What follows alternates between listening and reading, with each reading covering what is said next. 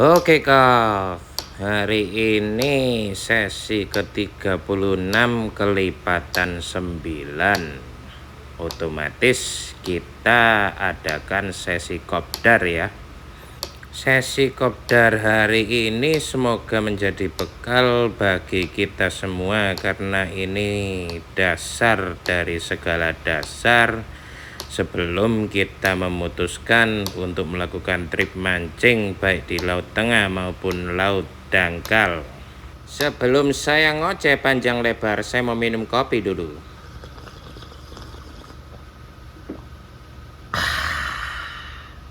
Oke, kita lanjut. Jadi kenapa di channel KOF ini selalu saya adakan kopdar? Salah satu alasannya yaitu saya hendak berbagi berbagai macam pengalaman yang telah saya alami. Ini contoh saya ya, ini kepala saya. Nah, di kepala saya ini kan ada namanya otak. Oke, kita semua punya otak. Lewat berbagai trip yang kita jalani, kita bawa pulang namanya satu, yaitu pengalaman. Oke. Pengalaman ini dikelola oleh otak kita yang berakal budi, sehingga muncul namanya satu ilmu. Nah, masalahnya di kehidupan ini kita jumpai dua macam orang. Ya. Sama-sama punya ilmu, tapi yang satu suka simpan sendiri, nggak mau cerita-cerita, dia ingin hebat sendiri. Yang satunya merasa ilmu ini penting untuk dibagikan, dia ingin teman-temannya nggak ngalami kesusahan-kesusahan yang pernah dia alami. Dia berpandangan bahwa cukup saya saja yang susah, teman-teman saya jangan. Nah, dia bagikan ilmu ini. Biasanya orang yang suka berbagi malah dapat pengalaman baru, sehingga dia dapat ilmu baru lagi. Itulah kenapa saya bagikan semua apa yang saya tahu. Saya nggak mau simpan sendiri. Kalau saya simpan sendiri, nanti pengalamannya saya jadi buntu, ilmunya saya jadi buntu. Mentok sampai sana saja. Tertanda KOF. Sombongnya boleh juga orang ini. Rusak. Oke, kita lanjut ya. Hari ini kita sesi kopdar kelipatan 9. Hari ini konten ke-36. Saya gambar dulu logo sesi kopdar kita, secangkir kopi. Oke, teman-teman bisa siapkan kopi ya sambil nyimak channel ini. Namanya juga kopdar, kopi darat. Kita seruput kopinya lalu katakan. Oke, lanjut. Tadi di awal saya bilang dasar dari segala dasar. Apa itu aplikasi Windy ya? Hari ini saya akan kupas tuntas soal aplikasi Windy. Windy ini ada dua jenis. Satu, Windy yang berbayar. Ini tingkat update-nya lebih cepat gitu loh. Jadi mungkin dia update tiap menit ya. Yang satunya ini versi Kirihore yang nggak berbayar. Saya kan BPJS, saya Kirihore. Saya nggak ikhlas ikut yang berbayar. Makanya nanti saya kasih tunjuk caranya pakai yang Kirihore ini. Ini saya ambil contoh ya, tanggal 7 September itu menurut analisa kita sebelumnya kan hari baik untuk mancing. Nah, biasanya saya geser sampai 4 hari ke belakang. 6 September di hari Jumat. Ini hari Kamis sekarang, berarti Jumat besok ya. Nah, lalu ini hari 5 September, jatuhnya hari Kamis. Oke. Lalu kemarin hari Rabu 4 September, saya mulai mikir bikin konten apa ini. Nah, saya tulis ya Rabu, Kamis, Jumat, Sabtu. Kita katakan kita rencana mancing 7 September karena hari baik, saya tulis hari H. Oke. Menurut pengalaman saya di hari H tepat pukul 12 malam itu biasanya akurasinya sudah 100%. Nah, sedangkan di H-1 di Jumat itu biasanya 90%. H-2-nya 80%. H-3-nya 70%. Tapi biasanya menurut pengamatan saya di 70% ini saya sudah bisa mengira-ngira harus berangkat atau enggak 4 hari ke depan. Di satu sisi karena kapten saya juga pro Windy, dia juga sudah mengira-ngira 4 hari ke depan ini bagus atau enggak. Nah, sebenarnya hari ini saya bikin konten ini ada faedahnya sih. Kenapa? Kapan hari saya tulis ya, saya pengen melakukan hari pembalasan kepada teman saya yang tengil itu. Dia sudah 2 kali ngetrip full box. Saya ingin melakukan hari pembalasan di tanggal 7 September. Saya sudah booking loh. Namun rencana ini gagal total. Kenapa? Nanti saya kasih tahu ya. Jadi bisa gagal total karena hasil dari kita pantau satu aplikasi yang penting, dasar dari segala dasar, yaitu namanya Windy. Jadi kemarin Rabu itu kapten saya telepon, bos, spot kita kayaknya nggak bisa diberangkati hari Sabtu. Dia juga pantau Windy. Nanti saya kasih tunjuk apa saja yang kita pantau biasanya lewat aplikasi Windy ini, sekalipun tidak berbayar. Namun menurut pengalaman saya tingkat akurasinya cukup akurat ya. Windy berguna untuk mancing di laut tengah dan laut dangkal. Nanti saya kasih contoh semua. Maka bisa disimak dari awal sampai akhir. Nah, apa saja yang biasanya kita pantau di aplikasi Windy ini? Fungsinya Windy ini ada 3 ya. Di sini saya tulis satu persatu. Ada 3. Yang pertama biasanya saya pantau itu angin. Nanti saya kasih tolak ukurnya ya. Yang kedua adalah gelombang. Oke. Yang ketiga adalah curah hujan. Bentar lagi Indonesia akan masuk musim penghujan. Ini berguna membantu. Nanti saya kasih tahu ya. Oke, di sini saya akan kasih sebuah indikator, di mana indikator ini menjadi tolak ukur bahwa di batasan-batasan sekian ini biasanya ikan sangat haus sekali makannya. Saya tulis jadi 3 ya. Aman, waspada, bahaya. Itu bukan hanya aman bagi jiwa kita, tapi juga aman bagi kondisi strike kita. Jadi kondisi keamanan dan strike itu berjalan berdampingan sejauh ini. Kurang lebih kayak gini. Aman di jiwa kita, strike-nya enak. Waspada di jiwa kita, strike-nya juga mulai seret. Bahaya di jiwa kita, strike-nya juga berhenti alias song. Ini yang pertama ya, kondisi aman itu kira-kira anginnya 6 knot ke bawah. Kalau waspada itu lampu kuning, saya biasanya sering bilang itu 6 knot sampai 9 knot. Nah, kalau bahaya itu sudah jelas 9 knot ke atas. Nah, sudah jangan berangkat mancing lah kalau 9 knot ke atas. Kenapa? Karena bahaya di jiwa dan biasanya strike-nya song. Nanti saya kasih tunjuk, saya pernah kena badai. Ini laut tengah ya. Jadi itu saya sudah kategorikan jadi 3 di laut tengah. Di sini LD, laut dangkal. Oke, sekarang indikator di laut dangkal. Amannya gimana sih bang? Amannya anginnya ada di kisaran 3 knot ke bawah. Dan yang kedua, zona waspada di laut dangkal itu biasanya saya gambarkan kisaran angin 3 knot hingga 5 knot. Itu sudah harus waspada. Saya sih kalau 3-5 knot lebih baik saya nggak ke muara ya. Nah, sedangkan zona bahayanya kalau di lautan dangkal itu 5 knot ke atas. Oke. Saya sering bilang di laut dangkal itu karena nggak dalam, bawahnya lumpurnya bisa terurai kalau anginnya keras. Sebenarnya mancing di laut dangkal itu lebih susah sih daripada di laut tengah.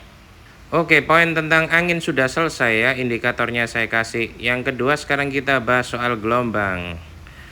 Gelombang kalau di zona aman laut tengah itu biasanya di kisaran 0,3 meter atau 30 cm hingga 40 cm, 0,4 meter. Di zona seperti ini biasanya ikannya haup. Tapi kalau sudah waspada itu di kisaran 0,4 meter atau 40 cm hingga 50 cm atau setengah meter. Nah, zona bahayanya otomatis ya 50 cm ke atas ya, setengah meter ke atas itu udah bahaya sih. Ikan biasanya nggak mau makan, pasti banyak songnya. Bentar-bentar, di zona aman ini ngapain saya kasih antara ya? Kasih aja di bawah 40 cm. Jelas ya, kayak yang anginnya. Oke. Kalau di laut dangkal itu 0,2 meter atau 20 cm saja. 10 cm sampai 20 cm itu bagus. Kalau sudah 0,2 sampai 0,3 itu sudah waspada sih, pulang aja. Nah, kalau 0,3 ke atas sudah jangan mancing di muara. Airnya sudah pasti coklat, keruh sekali, sampahnya banyak. Oke, gelombang sudah selesai saya bahas ya. Nanti kalau curah hujan saya kasih contoh aja supaya lebih jelas. Oke, karena itu lebih bisa dimengerti dengan gambar. Oke, ini langsung kita simak ya cara pakai aplikasi Windy yang tidak berbayar. Langsung saja kita buka aplikasi Windy. Ini posisi hari Rabu jam 3 sore ketika konten ini dibuat. Saya biasanya arahkan kursornya itu ya ke spot saya untuk memancing, spotnya di daerah sini. Lalu saya geser ke hari Sabtu, kan rencana mancingnya hari Sabtu. Tapi saya geser dulu ke jam 12 malam. Maksudnya apa? Nanti saya kasih tahu. Nah ini ya, kalau kita mati Sabtu dini hari jam 12 malam itu anginnya 14 knot. Ini ngeri-ngeri sedap ini 14 knot. Oke, kita lanjut dulu ya. Nanti saya kasih tahu hubungannya apa. Nah saya kan biasanya on boardnya jam 3 pagi ya. Berangkat dari dermaga menuju ke spot. Sampai di spot itu jam 4. Ternyata di sini posisi jam 4 di spot saya itu menunjukkan angin 10 knot. Ini sudah lampu merah, ini tidak bagus untuk mancing. Saya geser terus jamnya ya hingga sore. Kan mancingnya sampai sore biasanya, sampai jam 3-an gitu ya. Oke, ini perlahan saya geser ya dari jam 4 menuju ke jam 6. Anginnya 11 knot. Ke jam 7 11 knot. Ke jam 8 masih 11 knot. Ke jam 9 turun jadi 7 knot. Bahkan seturun-turunnya anginnya itu masih 7 knot, yaitu zona waspada. Belum sama sekali menginjak zona aman. Lanjut. Oke, saya geser lagi ya. Ke jam 10 7 knot. Ke jam 11 naik lagi 8 knot. Ke jam 12 stabil di 8 knot. Jam 1 siang 8 knot. Jam 3 sore 7 knot kembali. Ini kan sudah waktu-waktunya mau pulang ya. Nah, kenapa saya geser pertama kali tadi ke jam 12 malam? Karena hal itu mempengaruhi aktivitas kita memancing dalam seharian itu. Dari kita sampai spot sampai kita selesai pulang. Karena ada dua hal yang saling berkaitan. Yang pertama yaitu angin. Angin ini ada kaitannya erat dengan gelombang. Jadi kalau angin keras itu biasanya pasti membuat gelombang di permukaan air itu menjadi cukup keras juga ya. Nanti saya kasih tunjuk contoh bagaimana gelombang itu tidak secepat itu untuk reda. Oke, sekarang kita lanjut ke pembahasan kedua, yaitu gelombang. Nah, sekarang kita kembali ke posisi jam 12 malam lagi. Di sebelah kanan saya itu ada garis 3. Itu kalau kita klik, itu kita bisa pilih yang gelombang yaitu waves. Yang warna ungu itu ya. Oke, itu kita klik. Lalu kita kembali ke spot kita. Ini kan spot kita ya. Ternyata posisi jam 12 malam. Gelombangnya menunjukkan angka 80 cm. Nah, 80 cm itu sudah bukan lagi lampu merah ya, tapi itu super lampu merah. 80 cm ini ya akibat tadi anginnya 14 knot. Jadi kalau anginnya keras, gelombangnya ya tinggi kayak gini ya. Kalau gelombangnya tinggi, biasanya sih pasti song. Oke, sekarang begitu sampai spot turun jadi 60 cm. Nah, itu juga masih belum oke sih. Kita geser ya ke jam 6 50 cm. Nah, kita geser ya jam 9 40 cm masuk zona kuning. Tapi kita sudah kehilangan durasi banyak, itu beberapa jam dari subuh. Jadi waktu efektif memancingnya berkurang. Meskipun ini kita geser sampai sore 40 cm. Nah, kalau gitu berangkatnya siangan aja, Bang. Nah, perlu diingat tabel pasang surut ada jam-jam seret itu mengurangi efektivitas memancing. Di mana menjelang jam-jam surut atau jam-jam pasang itu adalah jam seret. Itu semua pernah saya bahas di konten ini. Walaupun tanggal 7 tersebut sebenarnya analisa arusnya cukup bagus, tapi itu pengecualian di kasus spot seperti ini yang kondisi anginnya keras dan kondisi gelombangnya cukup keras juga. Dikarenakan kapten saya adalah kapten yang pro windy, sehingga akhirnya tadi siang dia kasih kabar, "Pak Kov, kita tunda dulu ya tanggal 7 ini, kita mancing di 22 aja. Salam buat Pak Bos." Ini saya kasih tunjuk perumpamaan yang paling mudah ya. Ini air tadinya tenang, saya goyang-goyang sampai permukaannya nggak karuan. Kira-kira apakah berhenti dalam waktu 10 detik, 20 detik gitu? Perlu waktu kan? Nah, kalau tadi jam 12 malam 14 knot dengan gelombangnya 80 cm itu bisa butuh waktu berjam-jam untuk stabil. Apalagi anginnya nggak cuma berhenti di jam 12 malam itu, dari jam ke jam dia terus bertiup dengan keras sehingga gelombangnya juga terus bergelora. Oke, lalu indikator ketiga, teman-teman bisa pencet kembali 3 garis tersebut dan lihat yang di tengah itu ya, rain and thunder, yang ada gambaran tetesan air. Oke, ini yang terakhir ya. Jadi peruntukan windy yang ketiga itu adalah untuk membaca curah hujan. Mengingat bentar lagi kita di Indonesia masuk di musim penghujan, maka yang indikator ketiga ini bisa digunakan. Ini saya kembalikan ke spot saya di posisi jam 12 malam ya. Nah, kebetulan sih kalau di daerah saya Jawa Timur ini belum musim hujan ya. Tapi nanti saya kasih tunjuk. Oke, kita geser jamnya dari subuh sampai sore hari. Semuanya cerah, 0 mm. Tapi coba saya geser ke Pulau Sulawesi ya. Nah, di daerah sini nih kebetulan ada perkiraan hujan di hari Sabtu besok. Nah, kalau di sini kita lihat pagi posisi masih cerah 0 mm. Nah, di siang ini mulai 1,7. Semakin sore semakin banyak petirnya. Itu bahkan di sisi kiri sudah hijau itu 8,9 mm. Indikator ketiga tentang hujan petir ini, kalau semakin hijau warnanya itu menunjukkan bahwa petirnya semakin banyak juga di lautan sana. Jadi kalau kita posisi mancing nanti beberapa bulan ke depan di musim penghujan ini perlu diwaspadai. Kenapa? Karena kalau kita sudah mancing di tengah laut dan posisi petir banyak menyambar, otomatis kita tidak bisa menggunakan joran. Mengingat material joran kita rata-rata adalah karbon, di mana biasanya di joran kita ada stiker berlogo petir. Karena karbon merupakan media penghantar listrik yang cukup baik.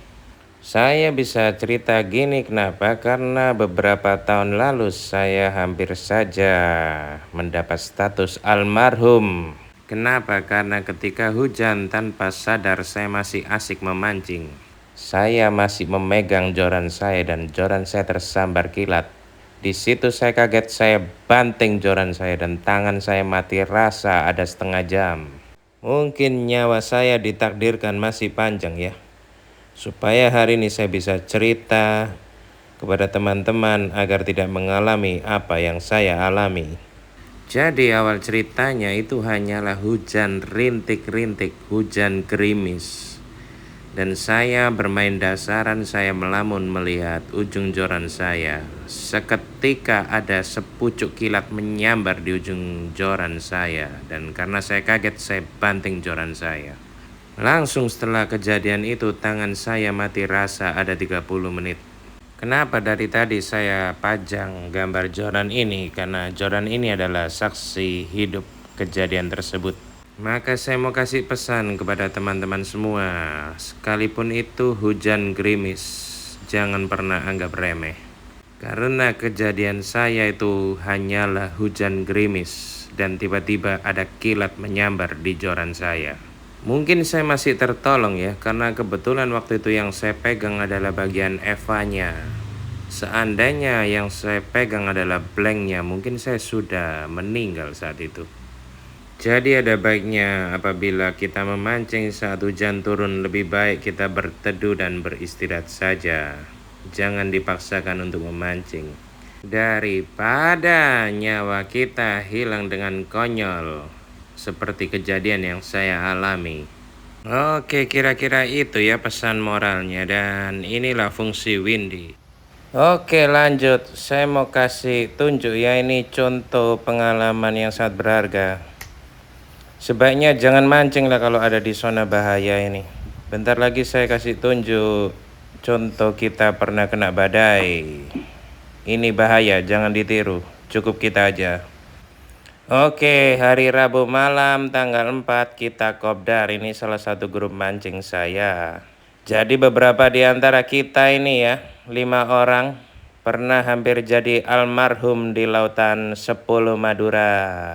Waktu itu kita baru tahu soal Windy tapi masih bandel.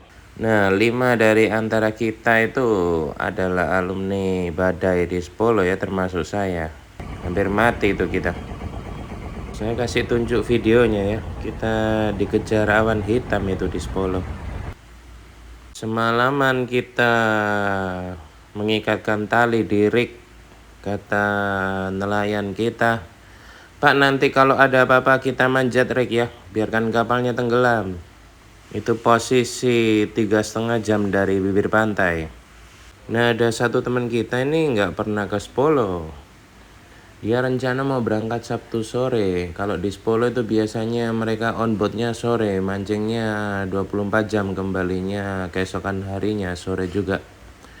Berangkatnya jam 5 sore, pulangnya jam 5 sore di keesokan harinya. Saya bilang, "Apakah kakak yakin pergi ke Sepolo hari Sabtu? Saya sudah lihat itu." Terus dia bilang, "Kenapa?" Karena mungkin dia nggak ngerti aplikasi Windy ya. Saya kasih tunjuk ini 19 knot, 18 knot, 17 knot. Seharian itu 24 jam, 14 knot, paling landai segini 13 knot, 16 knot. Dia bilang, "Itu kan cuma angin, emang ada gelombang." Nah, sekarang kita lihat gelombangnya ya. 19 knot itu sampai berapa? 1,4 meter. 1,5 meter, 1,6 meter. "Kakak yakin mau sabung nyawa?" Saya bilang gitu. Terus saya tanya, "Nelayannya nggak kasih kabar?" Coba tanya sih. Kalau sampai tetap diajak melaut, ya mending kita bayar rugi aja, kasih dia 500.000 deh. Kasih dia untung tapi kita nggak berangkat, daripada nyawa kita hilang. Namun kita otomatis bisa membaca tabiat nelayan tersebut ya. Sebagai kapten, apakah dia pro Windy atau tidak. Kamis pagi saya minta ke teman saya, "Kamu kan pernah abadikan." Nah, ini ternyata ada tanggalnya ya. Itu tadi kita on board 27 Maret 2022. Ini posisi 28 Maret setelah semalam kita mengikatkan diri di rig. Oke, jadi pagi-pagi begitu ada peluang untuk lari, kita kabur. Dan ini hasilnya. Waktu itu angin di kisaran 15 knot. Gelombangnya udah kacau balau, dan ini hasil strike-nya penuh dengan ikan-ikan lucu. Sampai spot pertamanya landai, saya cast jig, dapat 2 trevally kecil. Setelah itu kena badai. Kita waktu itu masih bandel, belum percaya 100% windy. Kita hanya percaya apa kata kaptennya, katanya aman. Sejak saat itu saya dapat pengalaman berharga, saya harus lihat windy. Oke, jadi itu gambarannya ya. Cukup saya saja yang ngalami. Semoga teman-teman bisa belajar dari kesalahan saya. Terus yang enak buat mancing gimana bang? Ini saya kasih tunjuk gambarannya ya. Nah lalu gambarannya yang bagus cara angin dan gelombang gimana bang? Ini saya ambil contoh hari ini aja ya, sabit 3% kan bagus. Nah di sini tempat teman saya yang tengil itu panen ebek, kebetulan spotnya ada di balik gunung, jadi biasanya di sini selalu aman. Kita lihat ya, dari jam 12 malam anginnya 5 knot. Lalu kita geser seharian cuma 3 knot, 4 knot, sampai sore hingga pulang 2 knot malahan. Lalu gelombangnya kita lihat, kita geser jam 12 malam. Untuk gelombangnya kita lihat 40 cm dari jam 12 malam. Kita geser terus sampai sore, stabil di 40 cm. Otomatis di spot ini kita dapat jam efektif makan itu banyak sekali, sekalipun di tengah-tengahnya ada jeda jam seret.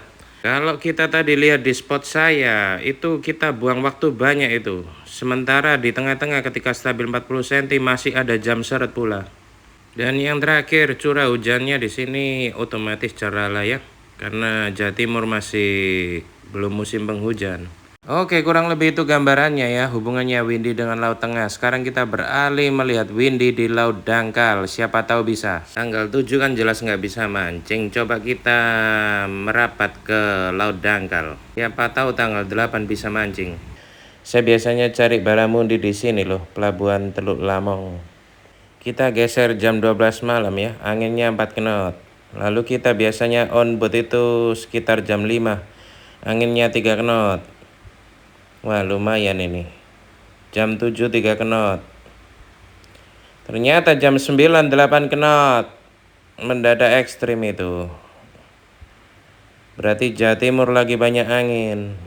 Waduh ini 10 knot makin sore. Kita punya 2 spot sih. Kalau nggak di Teluk Lamong kita biasanya ke Muara Manyar ya. Saya geser dulu ke Muara nih. Tapi mestinya di sini lebih kenceng karena langsung ada pelaut. Coba kita geser pagi-pagi ya. Posisi jam 5 on board 4 knot, udah 6 knot. Makin siang makin kencang. Udah nggak rekomen sih. Karena kalau mancing di muara itu pastikan cuma kisaran 2 knot aja. Karena kan dangkal. Lumpurnya nanti kalau kena gelombang ya airnya kotor. Ini kita lihat gelombangnya ya. Di angin tadi sekitar 6 knot itu berapa? 40 cm. 40 cm sudah jelek sekali di muara. 30 cm pun jelek. Yang paling bagus itu kisaran 10 sampai 20, 0,1 sampai 0,2. Nah, kesimpulannya hari Minggu besok pun sekalipun analisa harus mati, tapi kita kena faktor alam yaitu anginnya kenceng. Coba sih saya geser di hari Selasa ya. Hari Selasa ini kan masih analisa AM arus mati. Nah ini cukup bagus ini. Gelombangnya cuma 20 cm. Kalau arus mati 20 cm gini biasanya airnya masih bening hijau ya. Nggak sampai coklat gitu. Lumpurnya nggak sampai terurai. Nah kesimpulannya kalau mau mancing di muara ya, tapi ini hari kerja ya. Hari Selasa. Kayak gitu sih. Anginnya kita lihat ya. Tadi 20 cm itu anginnya seberapa. Kalau di hari Selasa, nah ini anginnya cuma 2 knot kan. Kalau anginnya landai, gelombangnya pun landai. Kalau anginnya kencang, gelombangnya pun kencang. Jadi otomatis angin sama gelombang itu sahabat erat ya. Mereka berdua itu saling berkaitan satu sama lain. Makanya kita harus jeli-jeli mengamati sebelum berangkat mancing agar terhindar dari yang namanya song. Sampai di sini bisa dimengerti ya teman-teman. Oke, balik lagi. Saya bikin konten ini hampir sehari loh. Dari Rabu sore ya, saya cicil, ngedit. Ini sudah Kamis malam. Nah intinya sih saya nggak mau bikin konten asal-asalan ya. Jadi saya mau sampaikan semuanya dari A sampai Z. Kita ambil kesimpulan ya. Di kopdar-kopdar sebelumnya kita sudah belajar hari mancing yang baik. Intinya apa sih? Intinya kan kita pergi mancing itu ya tujuan utamanya cari ikan. Nggak mungkin kan nggak cari ikan. Kalau nggak cari ikan ya nggak bajoran sama reel. Oke, hari baik untuk mancing kita udah pernah belajar. Terus yang kedua, harinya baik kalau spotnya jelek ya sama saja. Makanya saya pernah bahas soal cara pilih kapten yang benar. Itu di kopdar kedua ya, tanggal 18 itu kalau nggak salah. Nah kapten itu kan ada dua, yang nelayan jala sama yang angler. Pastikan pilih yang angler dan punya spot. Sia-sia kalau kita pergi mancing bajoran bawa reel, lalu kita dituntun di spot yang bawahnya cuma lumpur, yang nggak ada apa-apanya. Yang ketiga, hari ini kita sudah kupas tuntas windy ya. Jadi poin 1, 2, 3 ini pasti akan menerbitkan, istilahnya apa ya yang tepat ya, kurang lebih muncullah jadwal trip ya. Jadi kita bisa menjadwal gitu loh dengan baik. Nah selebihnya nanti ini karena durasi ya. Yang keempat itu mestinya ada lagi aplikasi fishing point. Tapi ini terakhir lah, karena ini baru bisa kita pantau di hari H kok. Tapi nanti saya bahas di kopdar selanjutnya ya, menyusul.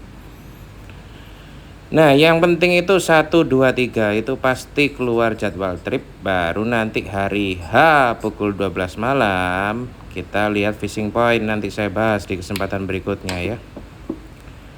Oke, saya sudah ya kopdar hari ini. Saya udah capek nih. Saya minum kopi dulu.